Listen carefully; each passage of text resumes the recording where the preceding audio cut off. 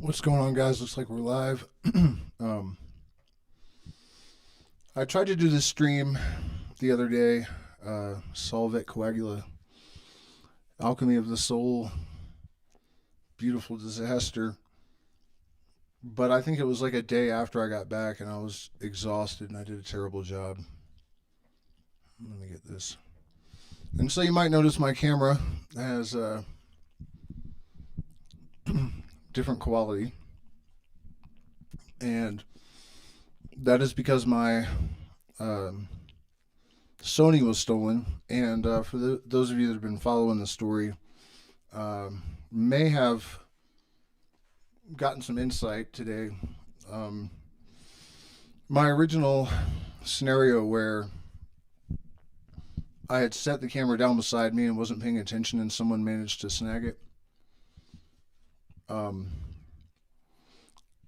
that never really made a lot of sense, especially because my son was like facing me at the time and would have noticed. So today I thought to check and see if valuables being taken from people's bins during the X-ray was a thing, and apparently it's a big problem at Lima International. So it looks like it was probably stolen out of my bag, which makes me feel a little bit better because it wasn't due to carelessness. But so anyways, the reason it says this could be my last video is that I realized today that without my iPhone, if they ask me to I like prove identity or whatever, it goes to that phone. And the backups are old phone numbers that we haven't had for years. Cannot change it. So they asked me to verify like once a week, or I mean, it could be a month, it could be days. But when that happens, I'm going to be permanently locked out of this channel. So, um, if that should happen, all of my content, I'll stream just as much. I'm going to upload more videos only to Patreon and Substack. So, I don't know when this will happen, but it's going to happen. The incredible thing about this whole situation, though, is that I've known the universe was staging something for a while now. And I've also known that being dependent upon this channel is not a good thing. One more strike and it's deleted, and now I'm going to get locked out at any moment. So all of this led to what I think is a brilliant business idea. And I'm going to share that with you guys because I'm actually hoping to find an investor. I also am really hoping just to raise money in general. So if you feel compelled to support us, you're amazing. Those of you that already have, I really appreciate it. I have to move to the coast, another thing I've been talking about a lot for a while is the fact that the altitude here is why I'm chewing coca all the time, which isn't good either. It's something I need to stop doing. But at this altitude, it's survival, basically. But yeah, so we got to move to the coast. I got to get another camera. We're hoping to make it to the conference in Cuenca in May. A lot going on. And I know I'm kind of scattered still, but man, has it been a lot this week. So, first and foremost, the reason for the trip was to meet up with a good friend of mine I haven't seen in 15, 16 years. He was a 16-year-old prodigy drummer at the time. And he basically honed his chops in my band, and he was phenomenal then. He'd only been playing for a year, and it was really obvious that he was really something. And I'm actually going to play some recent clips. We had no audio when I tried to do this in the last stream. Pretty sure it's fixed now. Um, so we'll check that out. He did send me some old clips of our band, but the audio is so bad, probably not worth sharing. Although, in one of the clips, we're covering The Grudge by Tool, and the outro is incredibly difficult, and he just absolutely nailed it, um, which is pretty remarkable. So that was a tremendously important and healing thing for me. I was really deeply connected to Max. It's weird to say we were good friends because he was 16, I was 31. We didn't really hang out, but there was some sort of like energetic connection that everyone recognized. Both of us as parents, even, something really special happened when we played together. And I'm not really going to get into what exactly happened. It was during the Phoenix process. I was going through a Solvet Coagula then, as I am now, and it was just I was processing a lot, and it didn't work out great. I'm not really proud of my exit from that situation, and it's something that's really bothered me for a long time. And Max didn't speak to me for a long time. But this is where it gets really interesting. We have to start a little while back, before I left for Lima. But I got an email from a gold IRA company about a collaboration, and I almost didn't answer because they're always scammers. But for some reason, I did. And it turns out it's not a scam. It's actually a very good, reputable company, something I could actually get behind, put my name on, and not be afraid. Um, they basically deal in IRAs backed by gold, and also you can buy precious metals directly. And I had a meeting with the director, and I really liked her personally. She seemed very authentic and honest. And the scout that found my channel was actually commenting really intelligent, thoughtful comments on a lot of my videos. So, yeah, it just resonated and clicked. And then the next day, I was out in the river. And for some reason, I just saw this rock that looked like all the other rocks. There's nothing special about it. And getting to the rock was very dangerous, but I just felt like I had to. So I went out in the middle of the river, got the rock, noticed right away it was way too heavy, which is a gold indicator. And then I took it over to the shore, and sure enough, there was a big splotch of visible gold on one side of it. So the synchronicity of that, this gold IRA company, and then I just randomly find this ore with some visible, which don't get too excited. The Peruvian government owns all the minerals in the country just by default, so I don't think it's going to do me any good. The synchronistic value, however, I took note of. And so a couple days later, I had some mushroom tea with my friend, and I was playing guitar, and I had a breakthrough where it's like the intensity and precision and everything I played with 15 years ago suddenly was just back. And it really shocked me. I didn't think I would ever see that again. And I looked up at my friend to try to gauge his reaction, and he looked like he'd seen a ghost or something. I mean, he was like pale and eyes wide. He's like, man, the monster came out. So the next day at dinner,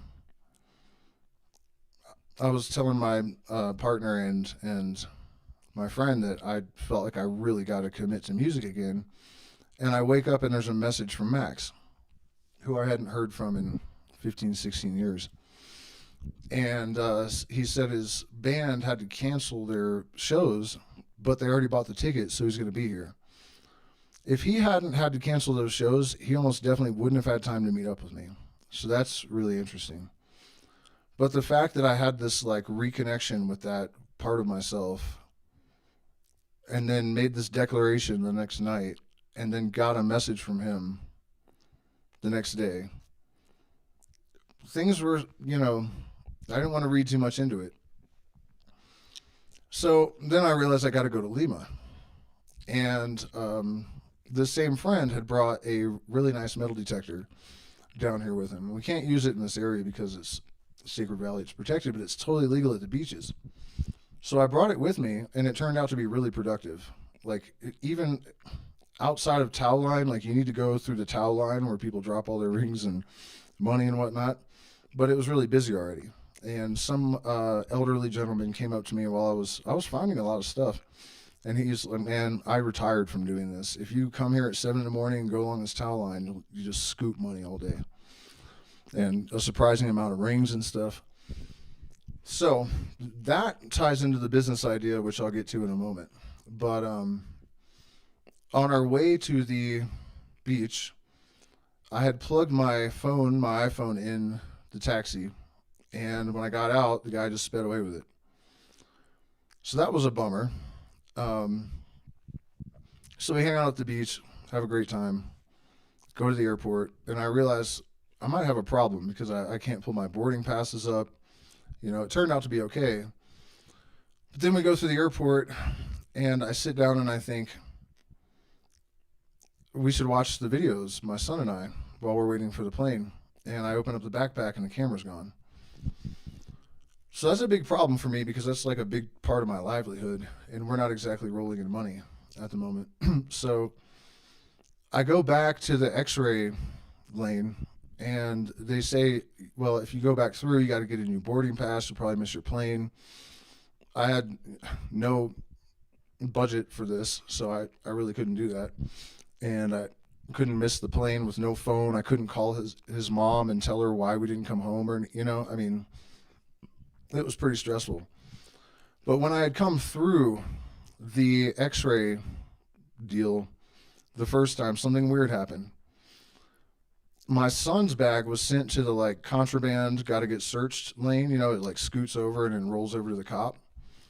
And that was weird because it's just a toddler's backpack. And she directs my attention to it and calls me over. So I go over. But then when I get there, she doesn't want to search the bag or anything. She's like, okay, here you go. And I was like, that was odd. So then I get my bin, and it's missing a boarding pass. And the boarding passes were underneath of my backpack.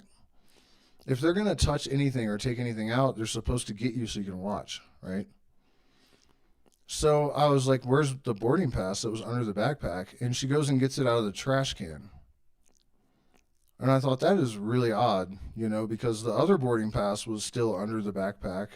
You know, I mean, obviously they had taken it out and the boarding pass had fallen on the floor and they had thrown it away. And I'm starting to think that she directed my attention to that backpack because they're working in collusion, which is something that they've been caught doing before.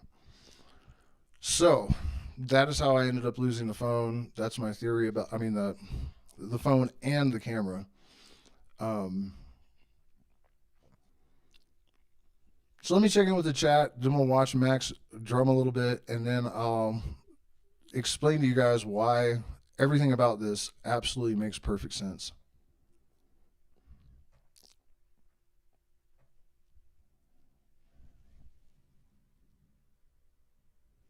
Okay, nothing going on in the chat.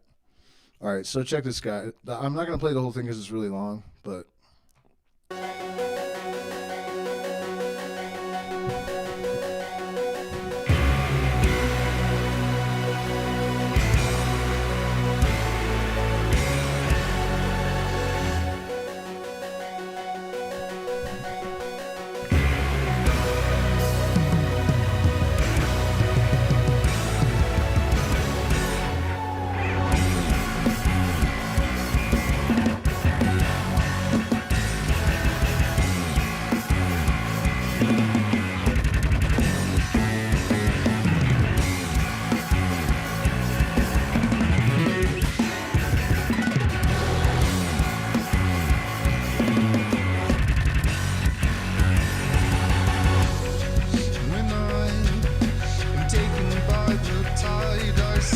I got to be careful about copyright and stop it and stuff, but let's just kind of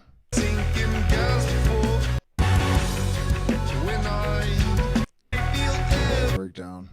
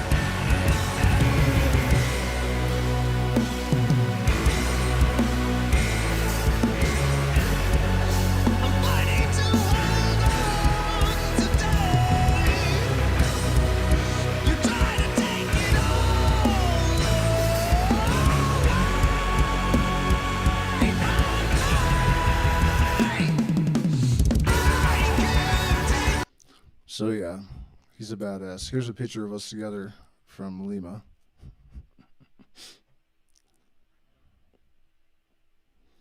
Such a great guy. It was really amazing to reconnect with him. Let's check out one more clip, or maybe two. There's some really sick stuff this guy's doing. There's my history.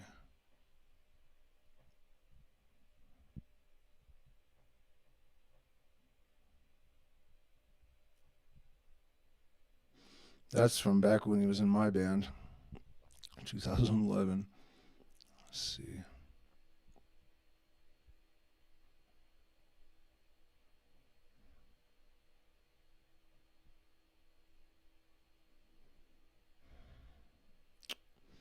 Sorry, guys, I should have organized this before popping on, but I didn't. God, I can't remember which one it is. There's a couple that are like jaw-dropping.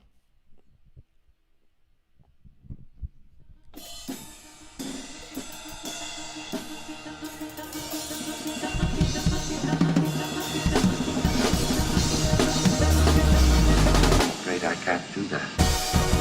This conversation can serve no purpose anymore. Goodbye.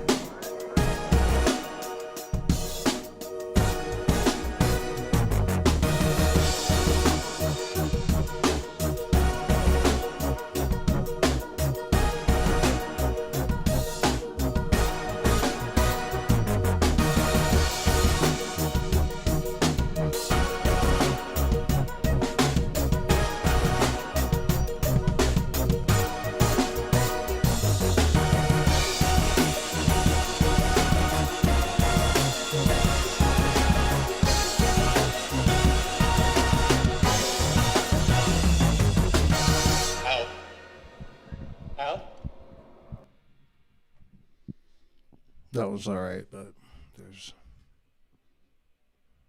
Check this one.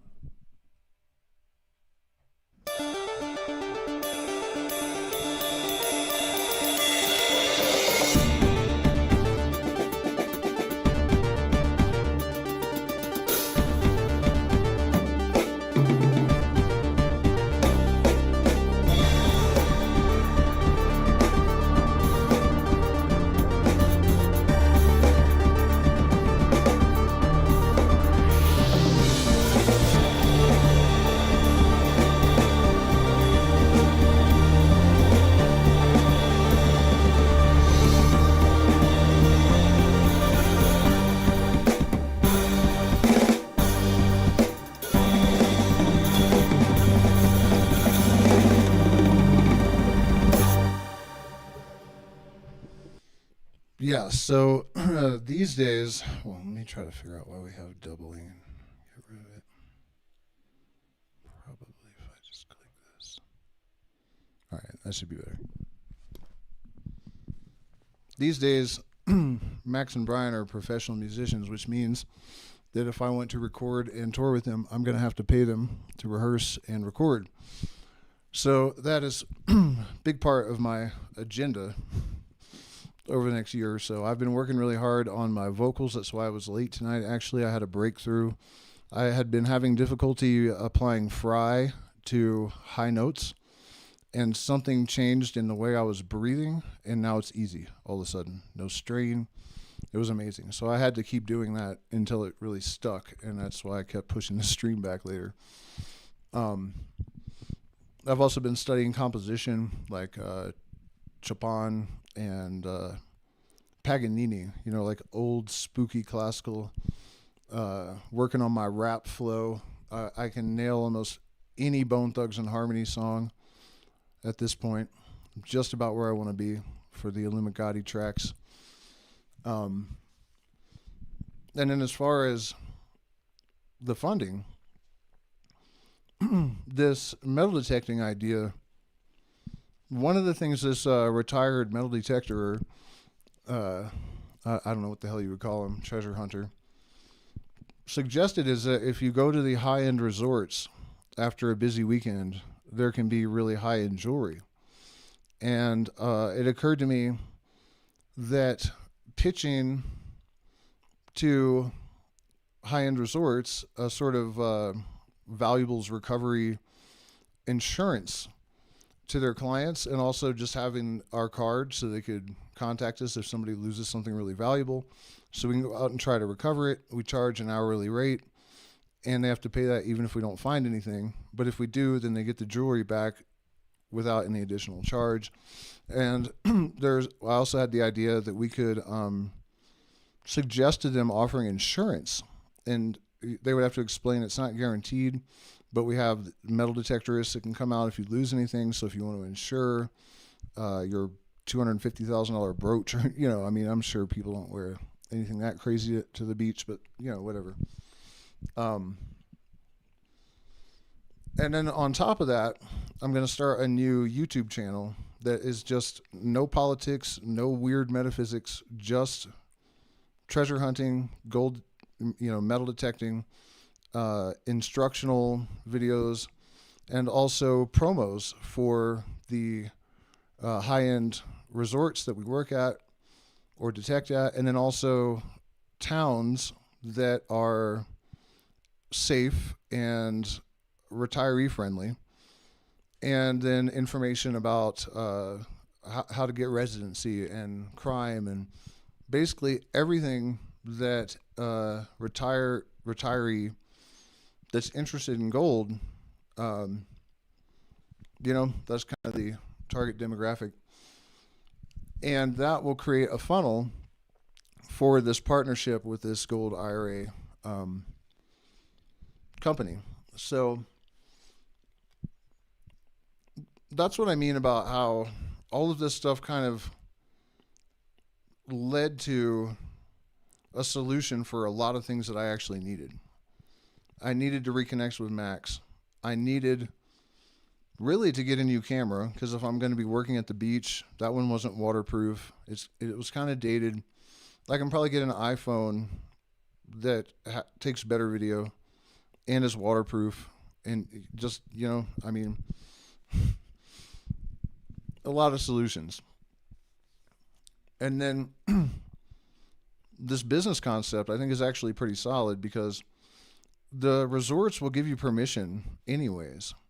So the whole thing with offering a service that could potentially create a revenue stream for these resorts is just kind of icing on the cake.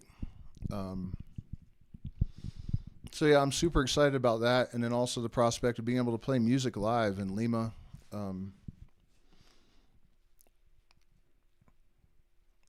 It all just kind of fits.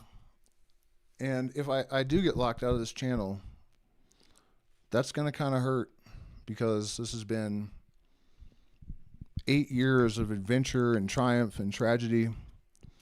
And I've developed relatively close relationships with a lot of people in the community. And I'm still somewhat dependent upon it to promote our retreat events, which, by the way, there will not be any more in the Sacred Valley. And we probably won't be doing any in the spring or summer. All of the interest has been for the jungle and in the fall and winter. So I think we're just going to focus on that from August until December. And until then, I'll be available to work with people one-on-one if anyone's interested in that. Another interesting synchronicity that occurred, like foreshadowing. The guy that muled the camera down here from the U.S., I haven't heard from in 5 years. And the night I left, for 30, 45 minutes, I was getting message after message after message. They made absolutely no sense, completely lost. And then I lose the camera he brought a couple days later. That kind of thing, just, it's impossible for me to dismiss it as coincidence. Super, super strange. So let me check in with the chat, see what's going on with you guys. How's it going? If anybody has any subjects or, questions, I know I'm still surprisingly scattered tonight. Partly because my son and I went on a big hike up into the ruins in Pisac today, and it was exhausting, but it was beautiful and wonderful. So that's basically the plan, guys. And I am looking for a partner and also just general help if anyone can support us. Like I said, I got to get out of this altitude, and I got to replace the camera.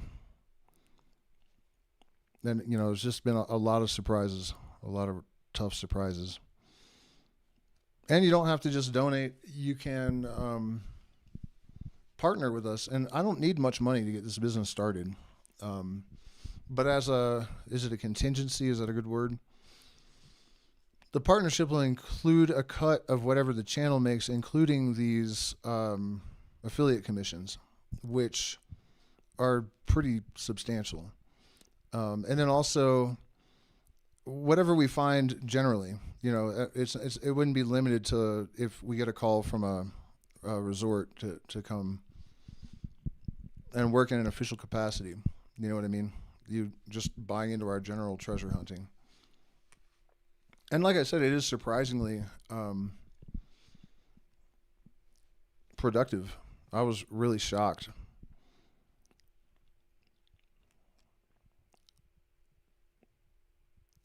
So, yeah, I mean, I know I might not seem like it, but I'm actually really excited about all of this. I also love to surf, and getting back into surfing will allow me to really get into shape again. And playing music, living near the coast.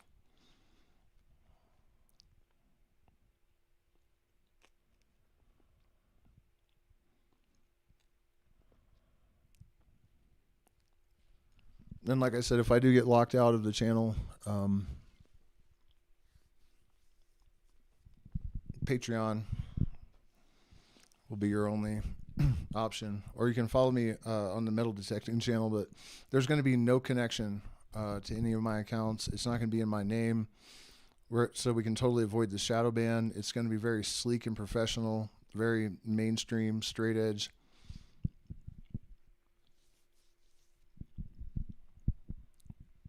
It's about time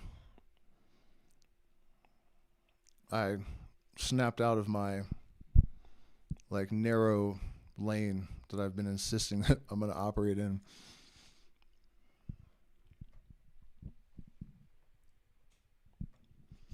All right, I see no questions or comments. A couple little other things I can add to this, I guess. I talk a lot about symmetry thresholds and how systems have to decohere before they can reorganize at a higher level. And I've also talked a lot about how my precognitions and anticipations of published science and whatnot are better explained by entrainment with a universal algorithm than pattern recognition. If that is true, and we are experiencing a solvent coagula on the macro scale, I should have seen this coming. I kind of did, but not to this extent. With my partner and my son going to Europe, and I'm totally going to meet up with him once we're done with the retreats here. It's not like it's forever. But that's a little bit tough to be, 6 months away from my son. But I also realize that I need to be able to fluidly follow my intuition right now because shit is going down. And I have an uncanny ability to put myself in the right place at the right time, but I need to be just freely mobile in order to do that. And, she has family there, so she'll be good and safe and happy. So the loss of the camera, the iPhone, having to move from my home, the family going to Europe without me. it's like my whole old life is falling away, which is something that my chart. I'm not a huge fan of astrology, but I did look a month or two ago, and it said all this would happen. And also at the peak of the last solar cycle, the exact same thing happened. And I met Max. So I reconnected with Max like at the same point in this process as I did when I met him. After I met him last time, I walked away from all my possessions. This time they've all been stripped away.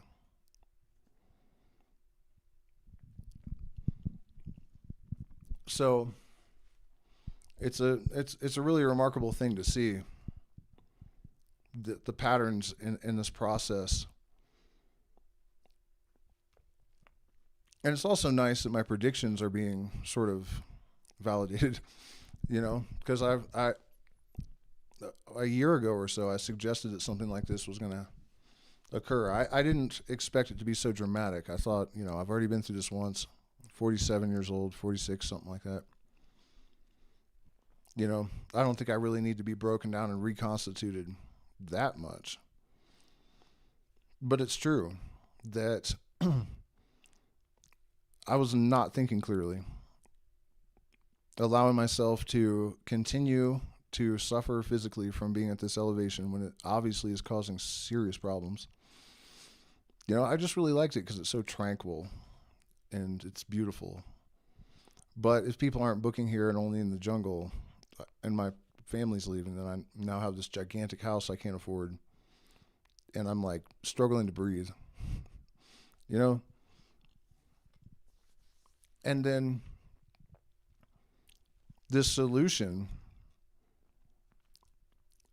to this problem of not wanting to be not just dependent upon social media, but U.S. income at all, because I really do think the empire is collapsing. And so the way this idea materialized, it's all, I know it's all perfect, and it's pushing in exactly the direction that I need to go. The universe basically forced me to do what I need to do.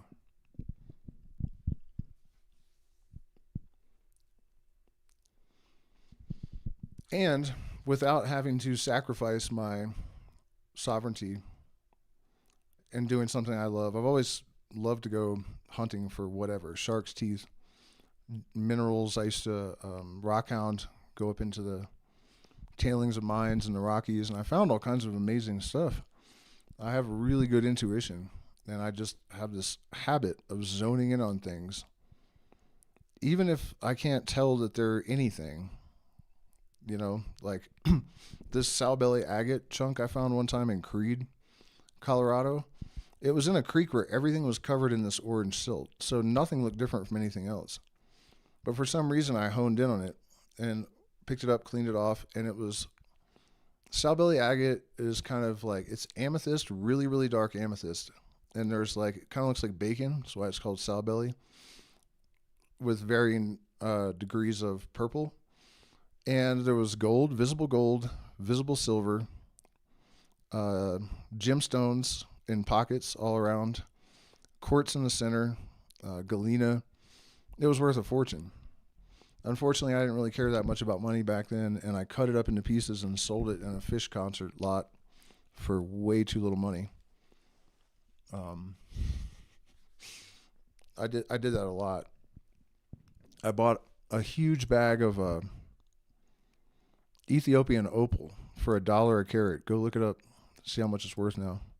Sold it all for like $5 a carat and thought I'd banked.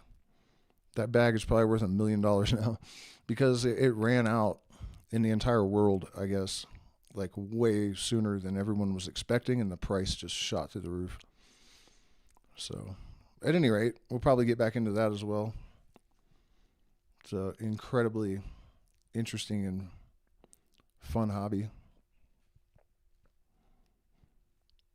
So yeah, the next 6 months traveling around beaches, probably different countries. And then when I go to Europe, we'll continue the metal detecting because there's all kinds of Roman coins and yeah.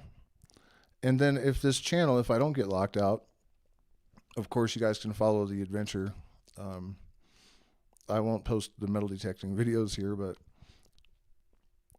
either way, I'll still be on Patreon and Substack.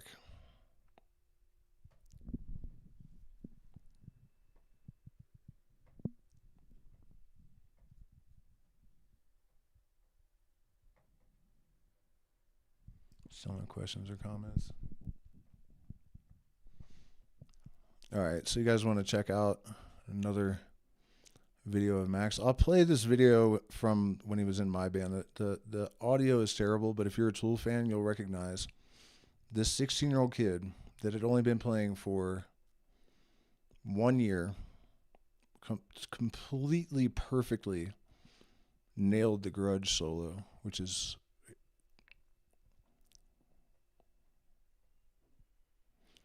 I could not believe it.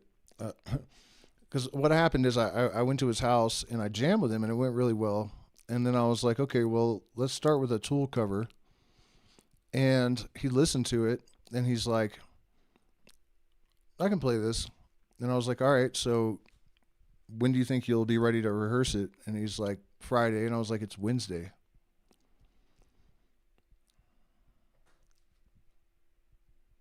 He wasn't kidding.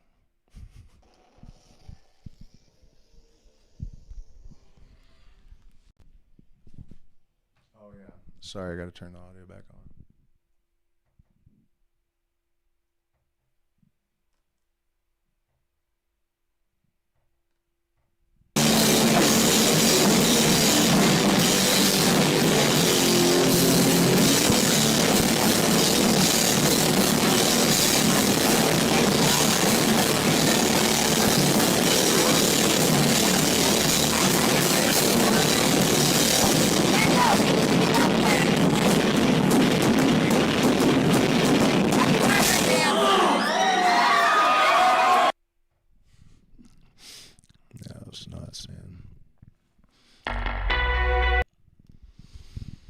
So what are we shooting for there, guys? A year, I'm hoping, I guess.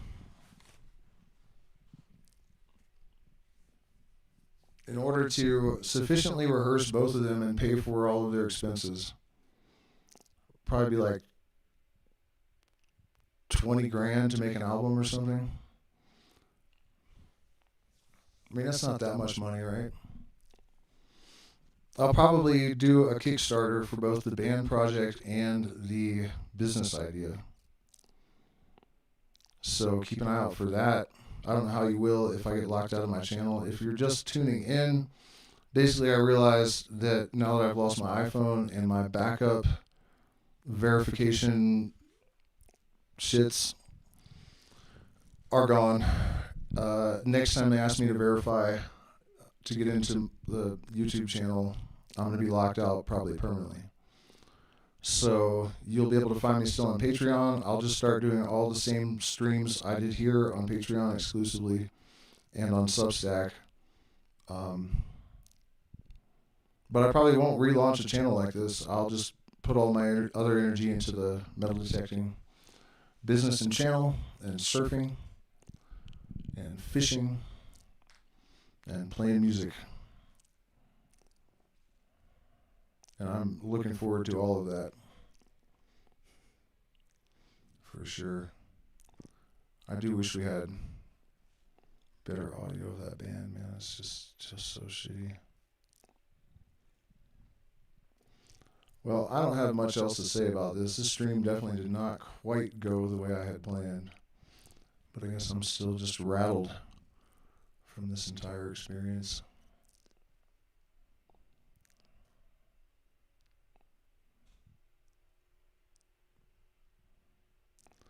I really do appreciate the support, guys. It's been amazing over the years.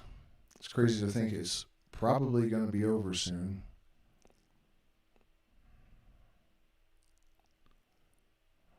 But such is life.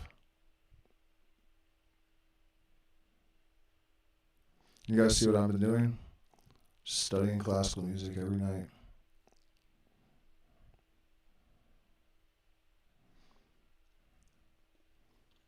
I tend to write really haunting, dark music. So I'm basically studying the darkest classical compositions that I can find. Let's see what this is.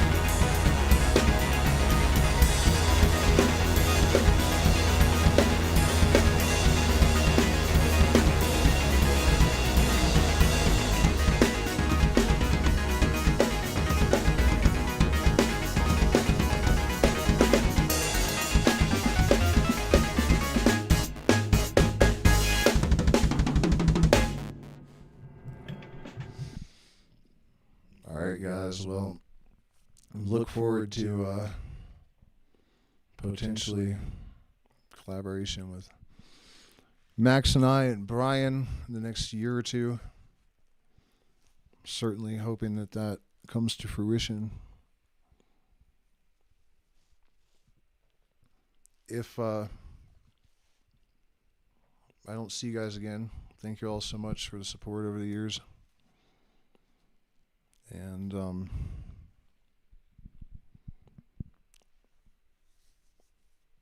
you can always connect with me, Patreon, and my email is in the description of every video, I hope. So stay in touch. We still have spots open at our events in Amazon, but only fall, August through December. If you want to work one-on-one, we can always arrange that between now and then. Yeah, thank you so much for your support. Please hit the like button, share, subscribe, consider becoming a patron. Just in case. It's also possible if I go to Lima, I can track the phone and physically get it back. So, who knows? The future of this channel is definitely uncertain. So, thank you guys so much for everything, and I'll see you hopefully tomorrow.